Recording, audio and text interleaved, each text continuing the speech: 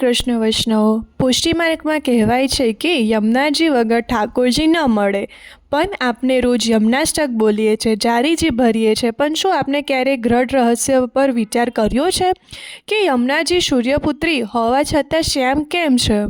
આજે આપણે સાક્ષાત ઠાકોરજીના ચોથા પ્રિય એવા શ્રી યમુના મહારાણીના રહસ્યમાં ડૂબકી લગાવીશું.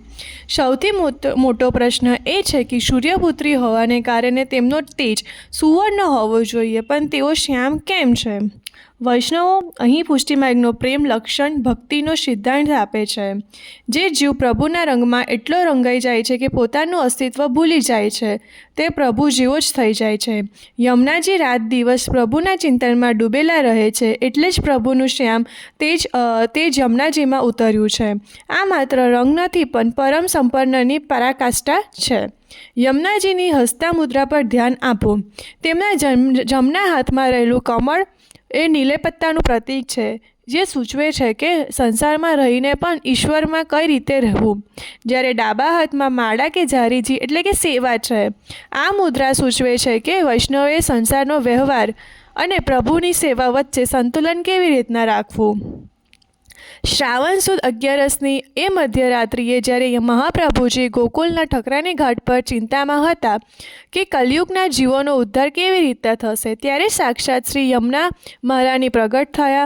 તેમણે અભિવાદન આપ્યું કે જે જીવ આપના દ્વારા બ્રહ્મ સંબંધ લેશે તેના દોષ હું દૂર કરીશ. એટલે જ યમુનાજી આપના ગુરુ રૂપા છે. યમુનાજી એટલે 8 શક્તિઓનો સંગમ.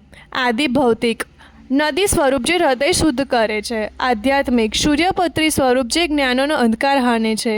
આદિ દેવિકા શ્યામ સુંદરી જે નિકુંજ લીલામાં સેવા આપે છે. ચતુર્થ પ્રિય પ્રભુના ચોથા પટરાની શ્રમ હરિયાણી ઠાકોરજીને થાક ઉતારનાર અને ભક્તોની સંસારી તાપ હરનાર. મહાત્મ્ય જ્ઞાન ઠાકોરજી કોણ છે તે જણાવનાર. સ્વભાવ વિજય અને ક્રોધ અને અહંકાર જેવા દોષોનો જીત કરનાર. કૃપા શક્તિ સિદ્ધ પ્રભુના ચરણોમાં સ્થાન આપનાર.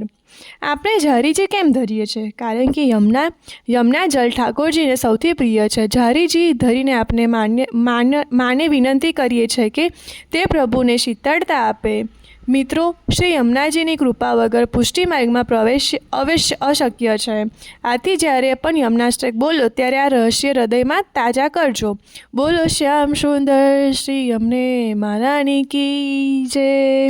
શ્રી વલ્લભા